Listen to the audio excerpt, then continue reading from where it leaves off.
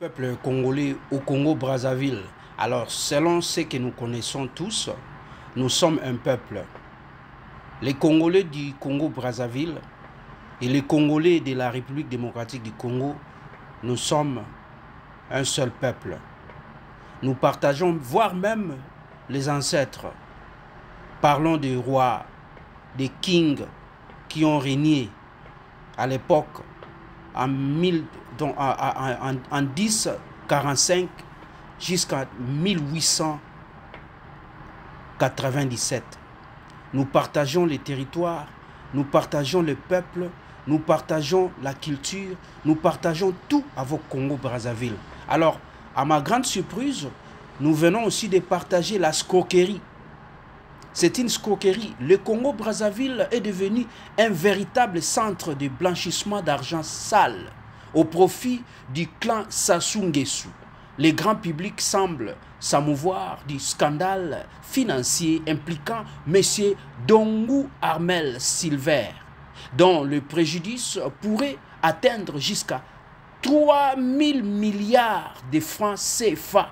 Pourtant, cette somme reste dérisoire comparée aux casses du siècle de 14 000 milliards de francs CFA, soit 28 milliards de dollars américains de générations futures, orchestrées par M. Denis Sassou Nguesso de son clan. Donc les choses bardent au Congo-Brazzaville. Cet homme que vous voyez ici a escroqué. Le silence pesant du gouvernement congolais face à cette affaire, sous couvert de la présomption d'innocence, reflète le malaise profond des décideurs qui privent le peuple de ses richesses. Cette situation illustre des cas du voleur volé, ce qui en soi serait un moindre mal pour un peuple plongé dans une misère chronique depuis trop longtemps. Mais les Congolais et les Congolaises ne peuvent se contenter de ces miettes. Sous la présidence de M. Denis Sassou Nguesso, le détournement des fonds publics par les élites au pouvoir est devenu une pratique systématique depuis la confiscation de la démocratie à la suite de la sanglante guerre civile du 5 juin 1997. Nommé trésorier central et directeur général adjoint du Trésor public par les décrets présidentiels numéro 2024-380 du 29 juillet 2024, M. Dongou Armel Silver n'a jamais caché ses malversations, affichant un train de vie incompatible avec ses revenus officiels.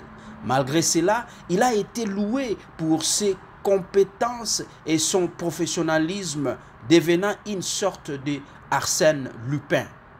Moderne adulé dans un pays où plus de vols, plus qu'on est célébré. C'est comme si au Congo, Kinshasa, quand vous volez, on vous nomme ministre. Reconnu pour son détournement à l'État, il a même été élevé au rang des grands officiers de l'ordre du mérite congolais par les décrets présidentiels numéro 2025 bar ou encore tiré 52 du 5 mars 2025. Mais au Congo-Brazzaville, chers amis, la dignité semble se confondre avec la déchéance d'un système mafieux en déclin. Tout à fait, c'est comme si nous étions au Congo-Kinshasa. Vraiment, c'est dur, c'est drôle, c'est affreux, c'est vraiment aberrant.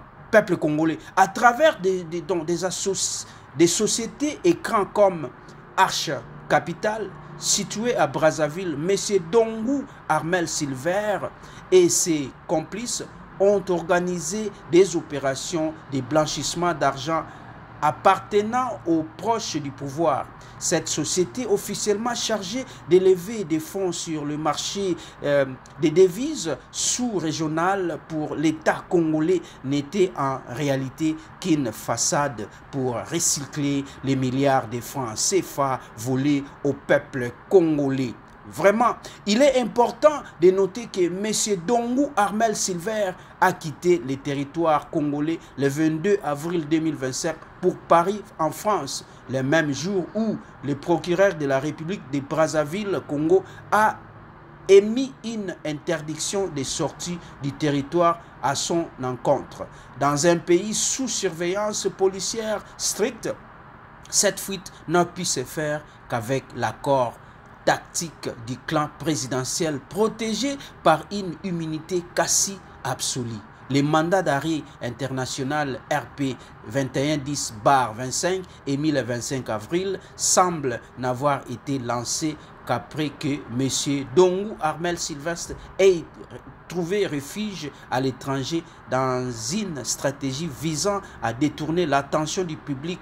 Les efforts de la famille présidentielle pour faire annuler ces mandats visent à faciliter son retour afin de régler les affaires à l'interne, notamment concernant les milliards de francs CFA détenus sur ces comptes bancaires qui appartenaient en réalité à plusieurs dignitaires du régime.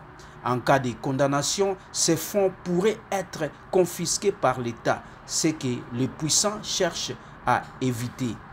Vraiment, peuple congolais du Congo Kinshasa et congolais du Congo Brazzaville, nous sommes en danger avec des dirigeants mafieux. Denis Sassou Nguesso, gare à toi. Partagez. C'est NT Live, toujours.